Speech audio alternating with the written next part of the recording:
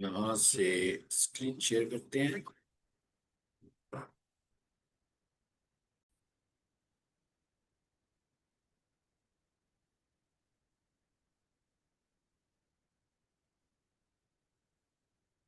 ये लिए मैं गूगल ऐड खोल रहा हूँ।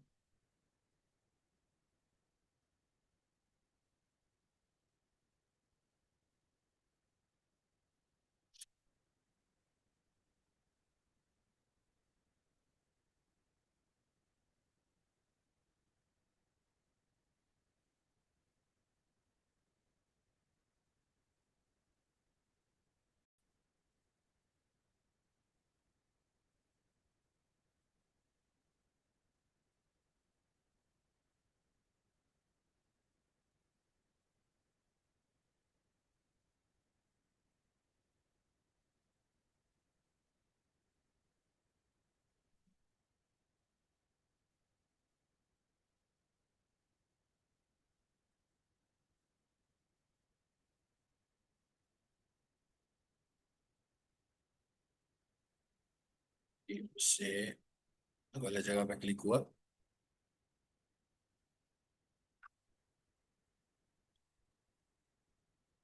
ये जी ऐड अकाउंट में आ गए।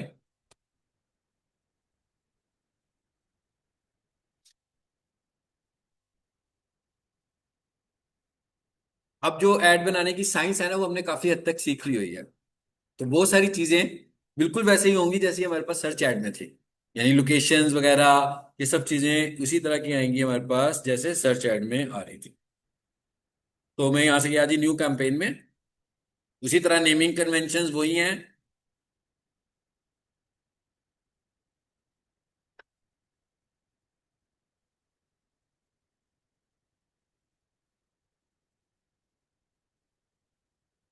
आगे जी यहाँ पर। अब यहां से हमने फिर वही काम किया कि क्रिएट कैंपेन विदाउट ऑब्जेक्टिव। तो अगर आप देखें तो यहां पर हमारे पास डिस्प्ले ऐड का ऑप्शन आ रहा है। इस पे हम क्लिक करते हैं। यहां पर एक और ऐड का ऑप्शन भी आ रहा है। अभी आपकी ऑफ डेज आ रहे हैं। एक वो 9 मुहर्रम और 10 मुहर्रम, जुमेरात और जुम्मा। और हो सकता है कि सैटरडे को भी मैं अवेलेबल ना हूँ। आप लोगों ने व्हाट्सएप चैनल पे और ग्रुप में मेरा मैसेज का वेट करना है। ठीक है। तो आपके पास काफी टाइम होगा प्रैक्टिकल्स करने के लिए। तो एक तो सर्च ऐड, एक हम अब डिस्प्ले ऐड की बात कर रहे हैं, तीसरा इसको आपने खुद ट्राई करना है। किसको बोला? इसको। ये किस तरह का ऐड है? बिल्कुल वैसे ही एक्सरसाइज होगा जैसा हम कर चुके हैं, कोई नई चीज नहीं होगी। इसको आपने खुद से एक्सरसाइज करना है। ये क्या है, कैसे बनेगा? वैसे ही बनेगा जैसे हमने, आपने समझे सर्च ऐड और आज जो कुछ पढ़ने वाले हैं इसके मिक्सचर के साथ ये बनना है। सो हमने कहा भाई डिस्प्ले, उसी तरह यहां से आकर इसका नाम टाइप कर देंगे। ठीक है। डमी, यहां पर आपको पता है नाम मैंने बताया था कि एक बहुत अच्छा नाम होना चाहिए जिससे कि समझ में आ रहा हो कि ऐड कैसा है। तो इसलिए हम अब इसके ऊपर दोबारा से एफर्ट नहीं करेंगे। आज जो जो कुछ हम सीख चुके हुए हैं ना, उसको हम दोबारा से रिकॉल नहीं करेंगे। जो जो चीजें हमने सर्च ऐड में, सर्च ऐड हमने 2 लेसन में किया था, याद है ना? एक दफा मैंने आधा पढ़ाया था और उसके बाद फिर दोबारा से शुरू करके मुकम्मल किया था। तो इसलिए सब चीजें उसी तरह की हैं, तो इसलिए मैं उनको रिपीट नहीं कर रहा। यहाँ पर डिस्प्ले 7 लिखा हुआ आ रहा है। आप सब समझते हैं कि यहाँ पर आपको खुद से अपने कैंपेन का नाम सेटअप करना है कि भाई आपकी कैंपेन क्या है। ऐसे ही है ना, यही पढ़ा था ना पहले लेसन में कि कैंपेन का नाम ऐसा रखो जिसे पता लगे कि भाई कैंपेन है क्या चीज। जैसे ही सर्च ऐड में आपने नेमिंग की कन्वेंशन की थी। यहां से मैंने सीखा, कंटिन्यू करो। नीचे आ जाए। यहां पर क्या पूछ रहा है आपसे? वेबसाइट का यूआरएल। ठीक है। अच्छा, अब अगर आप चाहें तो अपने यूट्यूब चैनल के ऊपर भी ऐड चला सकते हैं। ये भी ध्यान में रखिए। मिसाल के तौर पर किसी के पास वेबसाइट नहीं है तो वो यूट्यूब चैनल को भी ऐड के तौर पर इस्तेमाल कर सकता है। जरा मैं यूट्यूब चैनल पे आऊं, देखते हैं इधर कौन सा चैनल है।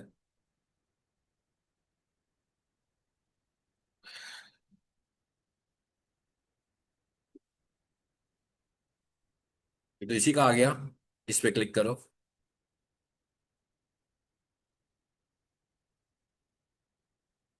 स्विच। बहुत सारे चैनल्स आ रहे हैं यहाँ पे। इसको पिकअप कर लेते हैं क्योंकि इनका ऐड अकाउंट है। तो इसी के मैं चैनल को पिकअप किया। यानी अगर आपके पास वेबसाइट नहीं है, यू वेबसाइट बनाने के लिए तो खर्चा करना पड़ेगा ना। वेबसाइट के लिए डोमेन खरीदो, वेबसाइट के लिए होस्टिंग खरीदो, वेबसाइट के लिए वेब डेवलप करवाओ, बहुत लंबा चौड़ा काम है। लेकिन अगर आपके पास यूट्यूब चैनल है और उस चैनल पर आपने कुछ वीडियोस भी रखी हुई हैं खास तौर पर, बट ये ध्यान में रखें कि क्योंकि आप पे करके लोगों को इस जगह पे लेके जा रहे हो, तो जो कंटेंट आपके पास हो वो कंटेंट क्वालिटी कंटेंट होना चाहिए। यानी ऐसा कंटेंट हो कि कोई बंदा उसको देखे तो कन्विंस हो आपसे कि भाई मुझे ये चीज लेनी है। तो ये मैं चैनल पे आ गया, ये मैं चैनल के कंटेंट पे आ गया। इसको जरा छोड़ देते हैं। तो यहाँ पर काफी सारी वीडियोस पड़ी हैं, देखें, पड़ी है ना। फिलहाल मैं ये कह रहा हूं कि अब हम क्या करने जा रहे हैं, हम कहते हैं भाई वेबसाइट इसका चैनल देना है हमने, यूट्यूब चैनल मॉड्यूल की शक्ल में हमारे कोर्स में मौजूद है। किसी ने पढ़ा हुआ है आप में से कि नहीं? आपने भी पढ़ लिया है। तो जिन्होंने नहीं पढ़ा, इसके फौरन बाद जब ये एंड होगा तो यूट्यूब चैनल का मॉड्यूल ही शायद शुरू हो। नहीं, मेरा ख्याल है अभी प्रीवियस मॉड्यूल था हमारा यूट्यूब का। अच्छा, इससे पहले, बिजनेस पढ़ा उससे पहले यूट्यूब उससे पहले तो आपके हुए कितने हुए हैं? मेरे 4। और आपके बेटा हाँ, कौन सा रहता है? एसयू रहती है। ओके, ठीक है। तो अब हमें यहां पर अपने, यहां पर एक्चुअली ऐड चला रहा हूं ना मैं, तो ऐड चलाते हुए मुझे इनपुट क्या करना है? वेबसाइट। लेकिन अगर आपकी वेबसाइट फॉर इंस्टेंस नहीं है और आपके पास यूट्यूब चैनल है, क्योंकि चैनल तो फ्री में बन जाएगा, नहीं भी है तो हम बना लेंगे, ठीक है। तो हम अपने चैनल का यूआरएल यहां पर दे सकते हैं। लेकिन चैनल तो मैंने बना लिया हुआ है, खोल भी लिया हुआ है, इस चैनल का यूआरएल क्या है, कहां पर है, वो कैसे देखना है आपने? तो भाई वो ऐसे देखना है। ये लिस्ट में आ रहा हूं मैं, ये लेफ्ट साइड पर जो पेन है जहां पे मैं मूव कर रहा हूं, तो यहां पर देखिएगा, यहां पर एक ऑप्शन आ रहा है, क्या है इसका नाम? सबसे पहले आप लोगों ने देखा, खासतौर पर जिन्होंने यूट्यूब चैनल नहीं पढ़ा हुआ, मैं यूट्यूब चैनल पे आया कैसे हूं, कैसे आया हूं? studio.youtube. इवन अगर आपका यूट्यूब चैनल नहीं है भाई, है ही नहीं, तो आप studio.youtube.com करोगे तो वो कहेगा हाँ भाई आप पहली दफा यहाँ आए हो, आप चैनल बनाना चाहते हो, तो अपने चैनल का नाम रखो। दो नामों की शक्ल में वो आपसे चैनल का नाम पूछेगा। पहला नाम होगा आपके चैनल का नाम और दूसरा नाम होगा आपके चैनल का हैंडल। दोनों ही नाम को रिप्रेजेंट कर रहे हैं, अभी के लिए इतना ही काफी है। स्टूडेंट आयशा जावेद है कोई 6:30 में? नहीं है कोई।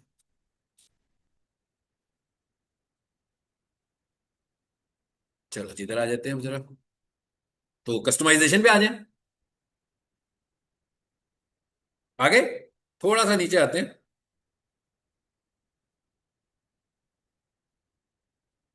ये देखिए क्या लिखा हुआ आ रहा है, ये है चैनल नेम और ये है चैनल हैंडल। तो ये चैनल हैंडल आप अगर पहली दफा आओगे तो आप खुद ही पूछेगा वो आपसे, तो आपने अपने चैनल का हैंडल रख लेना है। तो हमने इसका इसका क्या हैंडल है जी? फैजी कारपेट क्लीनर, सॉरी भाई ये मैंने क्या किया है जी। तो इसका यूआरएल क्या बनेगा, यानी इसका यूआरएल देना ना वहां पर जहां वेबसाइट पूछ रहा है, इसका यूआरएल ये बनेगा, देखिए,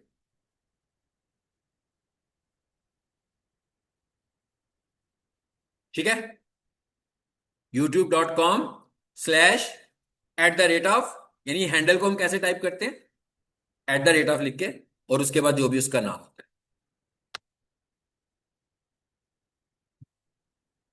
देखिएगा, पहले मैं दिखा रहा हूं खोल के आप, फिर हम वहां लिखते हैं। क्या हुआ, खुल गया चैनल, उसी जगह पे आ गया ना। मैं ये कह रहा हूं भाई मेरे पास वेबसाइट नहीं है। वैसे एक चीज नोट करते हैं हम थोड़ा सा, इसको हमने अभी अभी एक्सरसाइज करके देखा है, कि जब हम गूगल ऐड चलाते हैं और वेबसाइट का यूआरएल देते हैं, एक वेबसाइट की इंफॉर्मेशन और यूट्यूब चैनल पर पड़ी हुई वीडियोस की इंफॉर्मेशन, ज्यादा कन्विंसिंग कौन सी है? वीडियो की शक्ल में जब हम किसी को कुछ दिखा रहे होते हैं तो ज्यादा अच्छे तरीके से कन्विंस कर सकते हैं, जबकि अगर हम वेबसाइट पे दिखा रहे हो किसी को, तो वो पढ़ने वाला बंदा होगा तो उसको कन्विंस कर पाएंगे, दिखाकर नहीं उसे कुछ कन्विंस कर सकते। तो इसका मतलब क्या हुआ कि हम अपने एड को इस तरह भी ट्राई किया करें, अगर वेबसाइट है तो वेबसाइट पे भी ऐड चलाएं और यूट्यूब चैनल पे भी ऐड चलाएं डायरेक्ट, ठीक है। तो हमने कहा भाई ये वाला हमारा चैनल था, इसको हमने कॉपी कर लिया, अब यहां पर आए, ये मैंने अपनी वेबसाइट, हालांकि ये मेरी वेबसाइट नहीं है, आपने देख लिया ना, ये क्या था हमारे पास, चैनल यूआरएल था भाई, इसको जरा पूरा कर लूंगा, लाइक दिस। यहां पर था भाई, ये पूरा नहीं लिखा गया।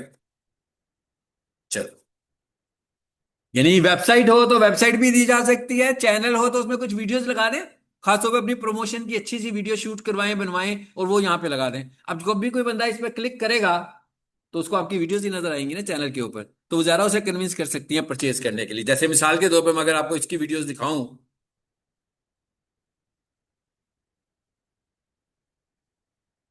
जैसे अभी हम यहाँ से इसका कंटेंट देख रहे थे ना,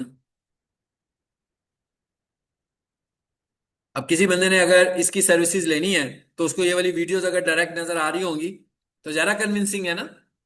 किसी बंदे ने पीक सोल्यूशन में दाखला लेना है और किसी ट्रेनर का 15 सेकंड्स का 20 सेकंड्स का लेक्चर नजर आएगा तो ज्यादा कन्विंसिंग है। तो इसका मतलब क्या हुआ, ये भी सेल जनरेट में रोल प्ले कर सकता है। आ जाते हैं जी वापस यहाँ पे, ये ऐसे खुल गया एक पेज, इसे बंद करो और इसे कंटिन्यू करो। वेबसाइट वाला पार्ट भी दे दिया हमने।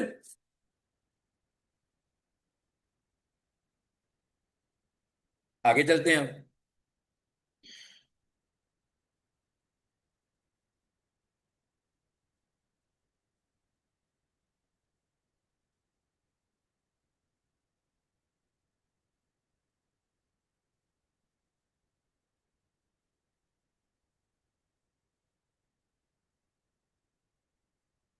आगे क्या आ गया जी हमारे पास, कैंपेन सेटिंग्स। नहीं नहीं, वो पूछ गए हैं, नहीं है। आगे क्या आ गया हमारे पास, लोकेशन सेटिंग्स। लोकेशन सेटिंग्स तो बिल्कुल वही है, उसी तरह ही लोकेशन सेट करेंगे जो कि हमने प्रीवियस लेक्चर में बहुत कॉम्प्लेक्स तरीके से समझा कि लोकेशन कैसे कैसे सेटअप कर सकते हैं। तो फिलहाल के लिए हम कर देते हैं, क्योंकि हम पहले कर चुके हैं ये वाला टॉपिक। सर्च ऐड में जैसे आपने लोकेशन सेट की थी, जितने तरीके बताए थे, सारे तरीके आप अभी यूज कर सकते हो। तो इसलिए अभी के लिए हम सिर्फ टाइम सेव करने के लिए इसको लाहौर कर देते हैं। होगी लोकेशन सेट। और नीचे आ जाते हैं, लैंग्वेज सब कुछ वैसे ही आ रहा है, देख रहे हैं। जो डिफरेंट आएगा ना हम उसकी बात करने वाले हैं। एड स्केड्यूल भी वैसे ही आ रहा है, इसको जरा नेक्स्ट कीजिएगा। सर्च ऐड में इस जगह पर उसने बजट का ऑप्शन नहीं दिया था, नहीं दिया था ना, आपको याद होगा। सर्च ऐड में फाइनल स्टेप में जाकर बजट का ऑप्शन आया था, बट डिस्प्ले ऐड में इस जगह पर आपको बजट का ऑप्शन नजर आ रहा है। अब वो क्या कह रहा है, कहता है set your average daily budget. कहता है भाई अपना डेली बजट बताओ कितना लगाओगे। फॉर इंस्टेंस हमने कहा हम लगा देते हैं 1000 पर डे। उसके बाद वो क्या कह रहा है, ये याद रखना है कि हम ऐड कौन सा बना रहे हैं।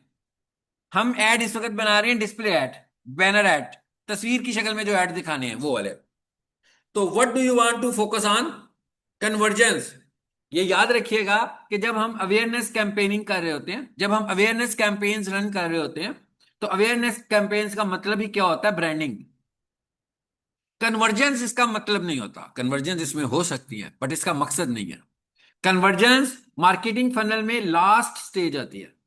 सबसे पहले अवेयरनेस होती है, फिर कंसिडरेशन होती है, फिर कन्वर्जेंस होती है। तो इसका मतलब क्या हुआ कि अवेयरनेस कैंपेन में पहला ही ऑब्जेक्टिव अगर आप कन्वर्जेंस रखोगे तो इस तरह से तो ये आपका एड जाया होने का चांस है, बहुत कम कन्वर्जेंस आएंगी। ये वाले फेज में आप कर क्या रहे हो एक्चुअली, इस फेज में आप चलाओ अवेयरनेस, और जो सेल ऐड बना रहे थे सर्च एड्स, उसको आपने कन्वर्जन एड्स बनाया हुआ है। हो क्या रहा है कि गूगल के ऊपर आपकी ब्रांडिंग हो रही है, तस्वीर की शक्ल में या वीडियो की शक्ल में। अब जो लोग सर्च ऐड पे आपको देख रहे हैं तो उनको पता लग गया आपका। भाई आपको मैकडोनल्ड का कैसे पता लग जाता है, आपको केएफसी का कैसे पता लग जाता है, कितनी सारी ब्रांड्स हैं, इनको बाय नेम आप जानते हैं ना। तो आप कंसीडर करते हो कि आप यहां से परचेस करो। तो इसका मतलब ये जो अवेयरनेस कैंपेन है, ये हमारी डिजिटल ब्रांडिंग है। ये हम अपनी डिजिटल ब्रांडिंग कर रहे हैं कि डिजिटली लोग हमें पहचानना शुरू हो जाए।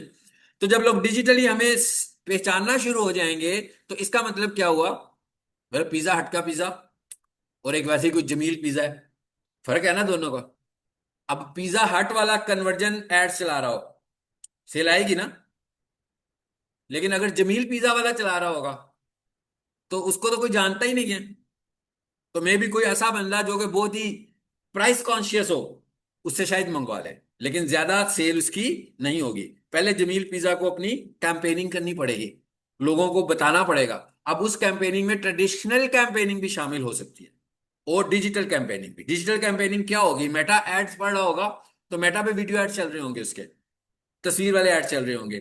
यूट्यूब पढ़ रहा होगा तो यूट्यूब पर तस्वीर वाले एड्स और वीडियो एड चल रहे होंगे। तो जो लोगों को बार बार एक चीज नजर आएगी तो लोग उसे पहचानना शुरू कर देंगे। तो यहां पर आए जी जरा, और यहां पर ये क्या लिखा हुआ आ रहा है, क्या लिखा हुआ आ रहा है, व्यूएबल इंप्रेशंस। हम क्या कह रहे हैं, हम बिड किस पे कर रहे हैं, कन्वर्जन पे नहीं कर रहे, हम बिड किस पे कर रहे हैं, व्यूएबल इंप्रेशंस। इसका क्या मतलब हुआ, इसका यह मतलब हुआ कि भाई हम पे उस वक्त करेंगे जब लोगों को हमारा एड नजर आएगा। पहले क्या ऑप्शन आ रहा था, जब क्लिक होगा। पहले क्या ऑप्शन आ रहा था, जब कन्वर्जन होंगी। इस दफा हम ये कह रहे हैं सिर्फ दिखाओ। कैसे दिखाओ, यूट्यूब चैनल के ऊपर बैनर एड्स नजर आते हैं ना, यूट्यूब वीडियोस देखते हैं, किसी वेबसाइट को खोलते हैं बैनर एड नजर आते हैं, जिनको भी हम डिस्प्ले एड पढ़ रहे थे सर्च एड में, और जिनको मैं डिनाई करवा रहा था, ऐसे ही है ना। आपको याद होगा उसमें रिकमेंडेशन ऑप्शन आती थी, और मैं आपसे कहता था कि नहीं करना, ऑफ करके आए थे ना आगे। अब कहानी एकदम बदलने वाली है। अब हम वही काम करने वाले हैं जिससे पहले मैंने मना किया। पहले क्यों मना किया, अब क्यों करेंगे, ये समझते हैं। पहले क्यों मना किया और अब उसे क्यों करेंगे, ये समझते हैं, ठीक है। पहले तो हमने ये कहा कि भाई हम तुम्हें पे किस चीज पे करने वाले हैं, व्यूएबल इंप्रेशन पे। आपको याद होगा कि सर्च एड पे मैंने कहा था कि इंप्रेशन पे कॉस्ट नहीं होती। यानी मैंने एक सर्च एड चलाया, आज मेरा एड 50 लोगों को नजर आया, बट किसी ने क्लिक नहीं किया, गूगल ने मुझे चार्ज नहीं किया, क्योंकि वो कौन सा ऐड था, कॉल ऐड, वो क्लिक ऐड था। वो क्लिक पे चार्ज होता है। यहां वहां पर अगर 1000 इंप्रेशन भी आ जाएंगे तो पैसे नहीं लगेंगे। वहां पर अगर 10,000 इंप्रेशन भी आ जाएंगे तो पैसे नहीं लगेंगे। एक अलग बात है कि भाई इतने इंप्रेशन पे क्लिक क्यों नहीं आ रहा, ये परेशानी की बात है ना। यानी हम ये कहें कि एक महीने में पूरे कॉलेज में 8,000 क्यूरीज आई, तो हम इस चीज पे तो खुश नहीं हो सकते कि 8,000 क्यूरीज आई, वेल वेल डन। हम तो ये देखेंगे कि एडमिशन्स कितने हुए। तो भाई अगर हमें फ्री में 200 इंप्रेशन मिले और एक भी क्लिक नहीं हुआ, तो it is not happy news. ये कोई खुशखबरी तो नहीं है हमारे लिए। ये कि भाई क्यों नहीं क्लिक हो रहा, कुछ गड़बड़ है ऐड में हमारे, जो लोग देखते हैं और उससे कन्विंस नहीं हो रहे। बट गूगल आपको सिर्फ क्लिक पे चार्ज कर रहा है सर्च ऐड में। यहां पर क्या कर रहा है, व्यूएबल इंप्रेशंस पे चार्ज कर रहा है। कैसे, समझते हैं। अब हम क्या कह रहे हैं, enter your viewable CPM bit. यहां पर हम क्या ऐड करने वाले हैं, CPM. CPM stands for cost per mile. CTM CPM stands for cost per mile. इसका क्या मतलब है,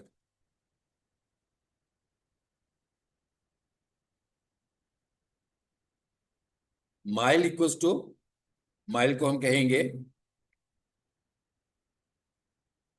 यूनिट है ना। हमारे पास जो यूनिट है 1000 का, क्या है वो, किलो है, ठीक है। माइल जो होता है वो किलो से बड़ा होता है, बस इतना सा फर्क है। तो इसका मतलब क्या हुआ कि ये यूनिट किस लिए इस्तेमाल हो रहा है, पर थाउजेंड के लिए। यानी ये किसके लिए इस्तेमाल हो रहा है, पर थाउजेंड। तो अब अगर मैं इसको यूं कहूं, कह सकता हूं कि नहीं, कॉस्ट पर क्या इंप्रेशंस। मतलब मैं क्या कह रहा हूं कि हर 1000 इंप्रेशंस के ऊपर मैं जो पैसे दूंगा उसे हम बोलते हैं सीपीएम। हर 1000 इंप्रेशंस के ऊपर हम जो पेमेंट करेंगे वो सीपीएम कहलाएगी। तो हमने यहां पर आए और यहां आकर कह दिया कि भाई कितने दोगे। मैंने कहा भाई मैं दूंगा 30 रुपीज। जी, क्या कहते हैं, एवरेज सीपीएम। अच्छा ये क्या लिखा हुआ आ रहा है, इस पे इंप्रेशंस कितने आ रहे हैं, 0 to 10 बहुत कम आ रहे हैं भाई, ऐसे ही है ना। मैंने कहा भाई एक काम कर लेते हैं, बढ़ गया, 50 पे बढ़ गए ना। चलो एक काम करें, 30 करो। 30 पे भी अच्छे नहीं आ रहे, कह रहे आपका जो बजट है उसके मुताबिक ये ठीक है। अब कितने आ रहे हैं, ₹5.80 to 14, यानी 18 रुपए चार्ज होंगे 1000 दफा इश्तिहार किसी को नजर आने पर।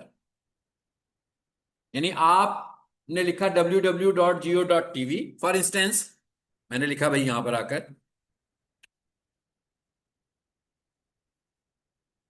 लिख दिया।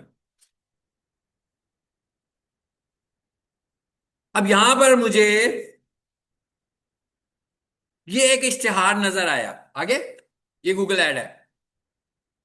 इट इज द इंप्रेशन, इसको हम इंप्रेशन बोलते हैं। ये जो आपको ऐड यहां पर दिखना शुरू हो गया, ये क्या है? इंप्रेशन। ये हम कह रहे हैं कि हम क्या कह रहे हैं? हम कह रहे हैं कि हम पर 1000 इंप्रेशंस कितना पे कर रहे हैं? 40 रुपए। हर 1000 इंप्रेशन पर गूगल हमें चार्ज करेगा 40 रुपए। 1000 इंप्रेशन आ गए, फिर अगले 40 रुपए। अब 1000 रुपीज आपने बजट रखा, इस तरह उसमें से 40 40 करके माइनस होने शुरू हो गए। At the end of the day हमने देखा भाई हमारे 1000 के हिसाब से हमें कितने इंप्रेशन मिले। समझ में आ गया व्हाट इज सीपीएम? सीपीएम क्या चीज है? अब ये वाली वैल्यू इस तरह आ रही है, मैंने इसे कहा भाई कर लो 50, 43K to 140K,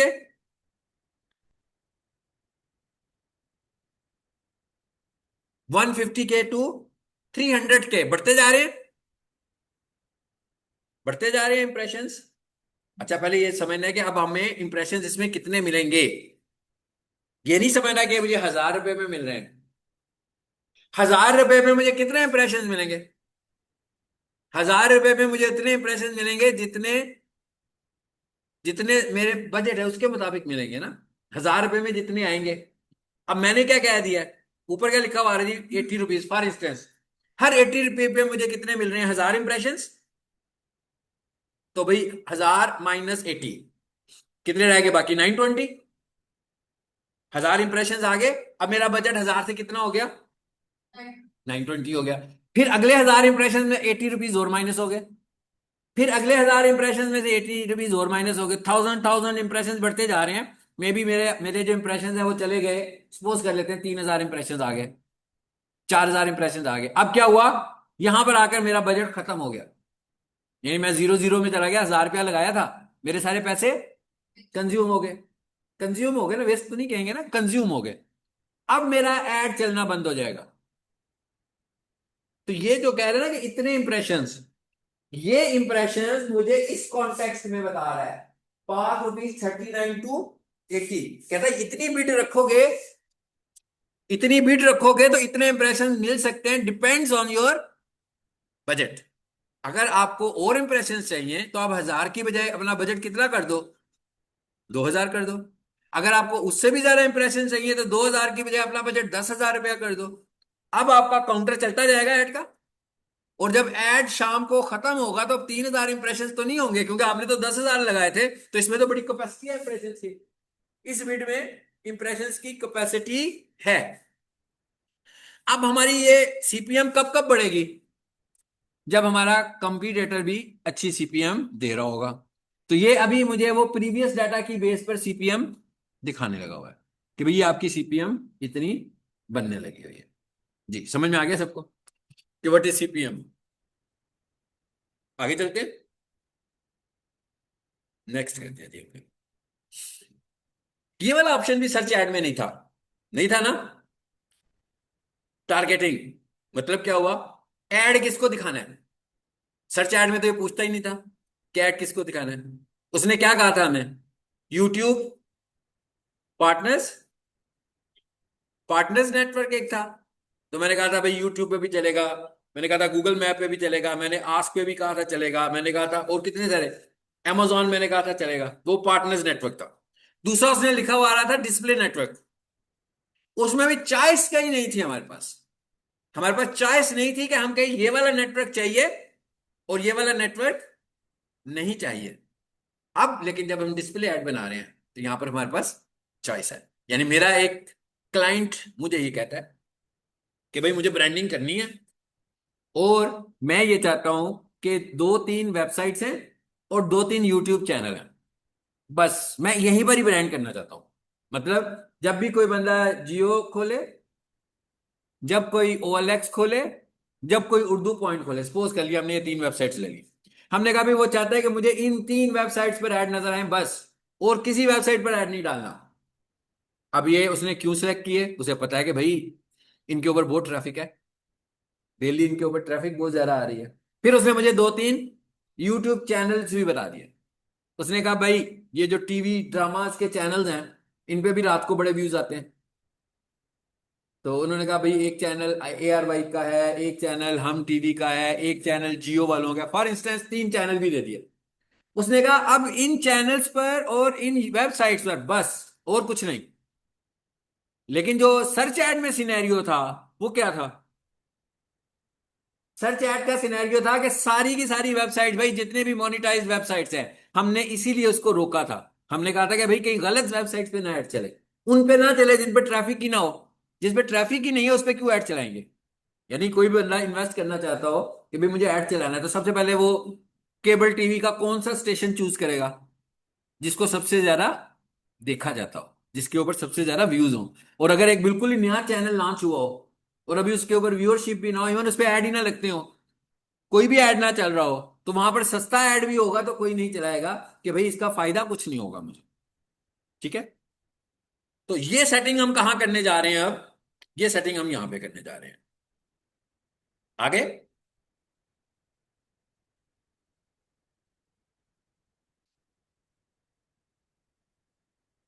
audience segment. सबसे पहला सेगमेंट क्या है जी? ऑडियंस वाला। इस सेगमेंट को हम सर्च ऐड में कंसीडर ही नहीं कर रहे थे। उसकी वजह क्या थी? वो ऐड प्योरली किस बेस पर था? कीवर्ड की बेस पर था। हमने कहा था जो भी बंदा कीवर्ड लिखे, हमें ऑडियंस से कुछ नहीं लेना देना। जो भी कीवर्ड लिखे उसको हम बेचना चाहते हैं, और हमारी प्रोडक्ट सबके लिए खुली हुई है सर्च ऐड में। यहां पर हम ये कह रहे हैं कि अब ऐड मेरा कहां पे चल रहा है? जियो टीवी पर चल रहा है। जियो टीवी तो मेरी प्रोडक्ट नहीं है, तो यहां पर तो कीवर्ड्स के ऊपर तो इतना इफेक्टिव नहीं होगा ये ऐड। यानी मैं तो चाहता हूं कि जब भी कोई बंदा सुबह न्यूज देखे, दोपहर को न्यूज देखे, शाम को न्यूज देखे, तो उसके ऊपर मेरा डिस्प्ले ऐड आ जाए। अभी मैंने आपको एक ऐड दिखाया, तो आपको लगता है कि मैंने इस ऐड को सर्च किया? मैंने इस ऐड को तो सर्च नहीं किया, मैंने तो जियो टीवी को खोला है। जियो टीवी को खोलने से ये ऐड नजर आ गया। तो यहां पर तो कीवर्ड की इफेक्टिवनेस उतनी ज्यादा नहीं है। तो यहां पर ऑडियंस को हम देखने जा रहे हैं, तो देखें। अब आपने देखना है कि आपकी प्रोडक्ट क्या है, किस तरह की आपकी प्रोडक्ट है जिस पर आप अपने ऐड को चलाना चाहते हैं। यहां से हम चूज करेंगे। जैसे ये लिखा हुआ आ रहा है, क्या लिखा हुआ आ रहा है जी? Home cleaning services. मैं कहता हूं इस तरह की ऑडियंस जो है, इस तरह की ऑडियंस, और उसके बाद इस तरह की होम इंप्रूवमेंट, ये इन लोगों को मैं ऐड दिखा रहा हूं। अब आपने देखना है कि आपकी प्रोडक्ट को किस तरह के लोग खरीदने वाले हो सकते हैं। तो हम ऑडियंस यहां पे डिफाइन कर रहे हैं। ये ब्राउज में आए जरा, यहां पर और डिटेल के साथ ऑडियंस आ जाएगी। पहले पे क्या लिखा हुआ है जी? Who they are. दूसरे पे क्या लिखा हुआ है? What they are interest. तीसरे पे क्या लिखा हुआ है? What they are actively researching and planning. भाई कितना कुछ आ गया अब हमारे पास। ये सारे के सारे ऑडियंस सेगमेंट्स हैं। यानी ये मैं स्पेसिफिक करना चाहता हूं कि इस तरह के बंदे को मेरा ऐड चलाओ। मसलन इसमें आइए, मैं कहता हूं भाई मेरी ऐड किसको नजर आए? ये देखें, पेरेंट्स को, पेरेंट्स ऑफ इन्फेंट्स। फिर मैंने कहा भाई इसको भी दिखा दो। अब आपको समझ में आ रहा होगा मैं क्या कह रहा हूं। ऑडियंस टारगेट कर रहे हैं। ट्रेडिशनल मार्केटिंग में तो ऐसे ऑडियंस टारगेट नहीं की जा सकती, क्या ख्याल है? कॉलेज वाले हैंडबिल्स बनवाएं, कोई 50,000, और कहीं भाई इसे बांटा हो जाकर। आपका क्या ख्याल है, वो एज देखेगा? नहीं देखेगा ना। जो भी बंदा बांट रहा होगा वो धड़ाधड़ लोगों को देता जाएगा। लेकिन यहां पर हम अपनी ऑडियंस को कंट्रोल करें। हर चीज मौजूद है आपके पास, आपने इसको अच्छे तरीके से देखना है। हर ऑप्शन यहां पे मौजूद होगा। आपकी हर किसी की रिक्वायरमेंट भी अलग होगी, क्या ख्याल है भाई? किसी की एजुकेशन वाला होगा, मिसाल के तौर पर अगर मैं एजुकेशन में टारगेट करूं, मैं कहूं सिर्फ बैचलर्स वालों को मेरा ऐड दिखाओ। अब क्या हुआ? जिनकी एजुकेशन होगी उनको ऐड नजर आएगी। और अगर मैं ये नहीं कहता, फिर क्या होगा? इसका मतलब क्या होगा कि हर तरह की ऑडियंस को ही मेरा, और सुपर ब्रांडिंग हो जाएगी। क्या ख्याल है? बेच तो रही नहीं, बेच तो नहीं ना रहे। आप कर क्या रहे हो? आपने 6 महीने का एक चक्कर चलाया, आपने कहा भाई इस 6 महीने में कुछ भी हो लोगों को बता देना है भाई क्या चीज है हमारी। उसने लेनी है, उसने नहीं लेनी है, उसको इतनी दिखाओ कि उसको हमारी पहचान हो जाए। क्यों होगी पहचान भाई? एक बंदा रोजाना जियो टीवी पर न्यूज देखता है और दिन में 6 दफा देखता है। एक बंदा रोजाना रात को टीवी पे कोई ड्रामा देखता है और 7 डेज अ वीक देखता है। और शायद एक नहीं देखता, 3 4 इकट्ठे देखता है। अब अगर आप किसी बंदे को 6 महीने उन ड्रामों के ऊपर एड दिखाना शुरू कर दो, क्या ख्याल है? उसको ड्रामे के साथ साथ वो स्टोरी भी याद रहेगी जो एड की स्टोरी होगी। तो हो गई ना ब्रांडिंग आपकी। आप भी यही चाह रहे थे ना कि आपकी प्रोडक्ट पहचान बन जाए। तो आपकी प्रोडक्ट पहचान बन जाएगी। अब आप कन्वर्जेंस की तरफ जा सकते हैं, क्योंकि अब जब किसी बंदे ने खरीदना होगा तो इसे होगा कि भाई ये बहुत ज्यादा सेल कर रहे हैं आजकल। ये अभी एक चीज हमने सेट की है, और आ जाते हैं जी।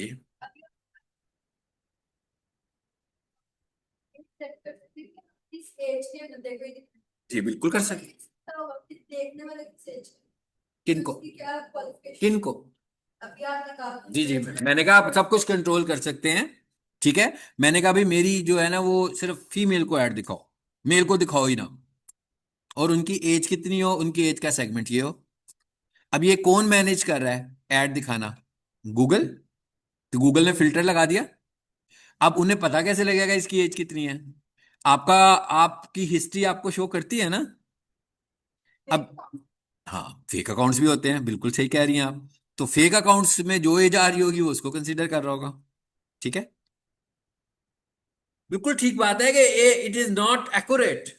हम ये नहीं कह सकते कि अगर हमारा एड आज 1,000 लोगों को नजर आया और 18 से 25 साल को हमने टारगेट किया, तो वो 1,000 के 1,000 लोग 18 से 25 में फॉल कर रहे होंगे।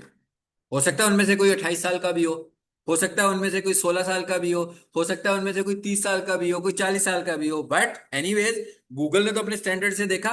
लेकिन गूगल सिर्फ इस चीज को तो नहीं देख रहा, प्रोफाइल को, एटीट्यूड को भी तो देख रहा है, लुक अलाइक को भी तो देख रहा है। यानी एक 18 साल का जो बच्चा है, बंदा है, यानी मिसाल के तौर पर मेरी इस साइड पर जो लोग बैठे हुए हैं वो 18 से 20 साल के हैं, और इस साइड पे जो लोग बैठे हुए हैं सपोज कर लेते हैं जी कि वो 20 से 22 साल के हैं।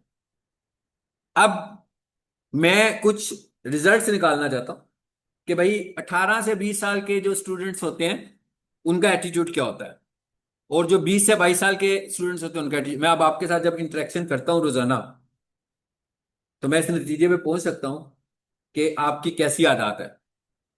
बहुत सारी चीजों का मुझे आइडिया हो जाएगा। अब मैंने क्या करना है? अब मैंने ये करना है कि भाई अब मुझे 18 से 20 साल के लोगों को टारगेट करना है। इसका मतलब क्या हुआ? एक्चुअली मैं उन आदात को टारगेट करना चाह रहा हूं जो 18 से 20 साल के लोगों की हैं। इसे बोलते हैं लुक अलाइक। इलेक्शन सर्वेज होते हैं ना, इलेक्शनों से पहले पहले ही बता देते हैं जनाब, पीटीआई जीत गई, नून लीग जीत गया। कैसे? सर्वे करते हैं थोड़े से लोगों से, बहुत चंद लोगों से, एक छोटा सा पैटर्न बनाते हैं कि 18 साल का बंदा किसको वोट करेगा, 20 साल का बंदा किसको वोट करेगा। कुछ 18 साल के लोगों से, कुछ 20 साल के लोगों से, कुछ 25 साल के लोगों से, कुछ 30 साल के लोगों से एक सर्वे कर लेते हैं। पैटर्न बन गया उनके पास। अब उन्होंने कहा कि 18 साल के 10 लोग जो बात कह रहे हैं, बाकी के जो 18 साल के लोग होंगे उनका भी यही पॉइंट ऑफ व्यू होगा। इसी तरह वो जो कह रहे हैं 25 साल के लोग जो कह रहे हैं, ये पैटर्न बना रहे हैं। कोई भी प्लेटफॉर्म जो मार्केटिंग कर रहा होता है वो इस तरह करता है। अक्सर आप लोग ऑब्जर्व करते होंगे कि आप कुछ किसी प्लेटफॉर्म पे सर्च भी नहीं करते, आपकी कोई इंटरेक्शन नहीं होती, उसके बावजूद आपको कोई खास किस्म की एक कमर्शियल नजर आती है। कई लोग मुझे कहते हैं कि बातें कर रहे होते हैं ना, हम आज सोच रहे थे तो हमें ऐड नजर आ गया। आपके साथ भी ऐसा कभी हुआ है ना? तो ये तो जादू हो गया ना फिर। नहीं तो हम जादू बोलेंगे। तो इसका तो मतलब है, कई लोग कहते हैं कि असल में ना ये आपका माइक, इसमें जो माइक लगा हुआ है ना, डाटा जो है ना आपका निकाल लेते हैं। हम्म और भी बहुत सारी रीजन है, ऐसा बिल्कुल नहीं है। ठीक है। It is look alike. जो 18 से 25 साल के लोग जिस चीज को पसंद कर रहे हैं ना, अब आप भी उस कैटेगरी में आ गए हैं। उस प्लेटफॉर्म के मुताबिक उसे ये लग रहा है कि इस एज के बंदे इस चीज को पसंद कर रहे हैं, तो क्योंकि आपकी एज भी यही है तो आप भी इस चीज को पसंद कर सकते हैं। नहीं, ये आपको लगता है, उसको नहीं लगता। सोचने वाला तो मजाक है, इट इज जोक। मैं क्या, ये अगर कोई कहता है इट इज जोक, ये मैंने इसीलिए किया कि ये वाला जोक बहुत सारे लोग करते हैं, उनको ऐसा फील होता है कि हम सोच रहे हैं, आप यूज कर रहे हैं, एक्चुअली आप किसी चीज को यूज करने लगे हैं। आप एक काम करें, कुछ चीज ऐसी सोचें, आप 10 दिन कुछ इस्तेमाल ना करें, कोई भी इंटरनेट यूज नहीं करें, और उन 10 दिनों में कुछ सोचें। आप जब सोच रहे होते हो ना, तो किसी ना किसी तरीके से आप किसी ना किसी प्लेटफॉर्म पर कुछ देख लेते हो, जो कि आपको भी नहीं लग रहा होता कि आपने कहाँ देखा। आपने गूगल पर देखा तो उसको फेसबुक ने टारगेट कर दिया, आपने फेसबुक को देखा उसने गूगल को टारगेट कर दिया। आपके पैटर्न से चीजें टारगेट हो रही हैं। मुझे क्या पसंद है, मेरी एज सेगमेंट के लोगों के लिए वो सब टारगेट हो जाएगा। कैसे? प्लेटफॉर्म्स यूज करने की वजह से, क्योंकि मैं भी इन प्लेटफॉर्म्स को यूज करने लगा हूं, वो भी इन प्लेटफॉर्म्स को यूज करने लगे हुए हैं। भाई अभी क्या हुआ रिसेंट डेज में, 18 साल से लेकर 25 साल तक के लोगों ने बहुत ज्यादा एक्टिविटी की मेटा के ऊपर, और कुछ परचेज भी कर लिया। अब क्या हुआ, उसके बाद एक पैटर्न चला गया, उन्होंने कहा भाई ये जो 18 साल से 25 साल तक के लोग हैं, इन्हीं को मुझे ऐड दिखाना है। अब उनमें वो बंदा भी आ गया जो बीच में शामिल ही नहीं था, क्योंकि माइंडसेट एक बन गया, एक माइंडसेट को उन्होंने टारगेट कर लिया। It is this type of audience is called look alike audience. ठीक है। अच्छा, ये लिखा हुआ आ रहा है कीवर्ड्स, यहां पर भी कीवर्ड लिख सकते हैं। अंदाजा तो आपको हो गया होगा कि कीवर्ड इतने ज्यादा इफेक्टिव तो है नहीं। ये डिस्प्ले ऐड है, ये ऐड कहां पे चल रहा है, यूट्यूब पर। लेकिन इसकी भी एक एग्जांपल आपको दे देता हूं। ये ऐड तो यूट्यूब पर चलने लगा हुआ है। अब मिसाल के तौर पर ये सोफा क्लीनर है। हम्म।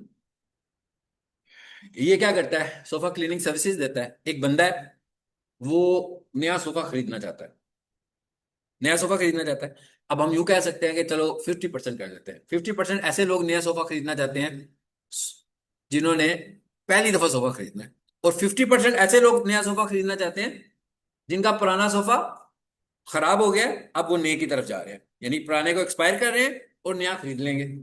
इसका मतलब क्या हुआ कि हमने एक ऐड बनाया, और हमने उनसे कहा कि जनाब अगर आपके सोफा सेट्स गंदे हो गए हैं, तो आपको नया खरीदने की जरूरत नहीं है। और उसको एक साथ वीडियो दिखाई कि गंदा, इंतहाई गंदे किस्म का सोफा था, उसको साफ किया जा रहा है, और बिल्कुल उसको नया करके उसने दिखा दिया। अब ये कीवर्ड से मैं टारगेट कर रहा हूं। इस दफा मेरे कीवर्ड क्या बन गया, सोफा क्लीनिंग सर्विस ही नहीं है, कि है पेज तो वो सोफा क्लीनिंग सर्विस रहा है, लेकिन उसने कीवर्ड कौन सा टारगेट किया, कीवर्ड उसने टारगेट किया सोफा प्राइसेस इन लाहौर। अब कोई भी बंदा यूट्यूब पे आकर लिखता है ना सोफा प्राइसेस इन लाहौर, एक वीडियो आ जाएगी, जो बंदा सोफा सेट्स बेच रहा होगा। मगर हमने क्या किया हुआ है, उस पे कौन सा ऐड चलाया हुआ है, सोफा क्लीनिंग वाला। अब वो देख रहा है उसको, उसके ऊपर एक ऐड आ गया, और वो उसको कन्विंस कर रहा है कि भाई अभी ना खरीदो नया, पुराने को ठीक करा सकते हो। तो ये इनडायरेक्ट तरीके से हमने उसको मार्केट कर लिया। तो यहां पर हम इस तरह के कीवर्ड्स को सेटअप कर सकते हैं। फिर ये जनरली यूट्यूब पे भी ऐड चला सकते हैं, यानी कि चैनल्स के अलावा। जैसे कोई बंदा कोई किसी भी किस्म की कोई वीडियो देख रहा है, उसे ऐड डिस्प्ले कर दे उसी से रिलेटेड। हाँ हाँ, बिल्कुल ऐसे ही है। उस तरीके यही तो बता, इतनी देर से हम इसी चीज को डिस्कस कर रहे हैं कि कोई देख रहा है, कोई नहीं भी देख रहा।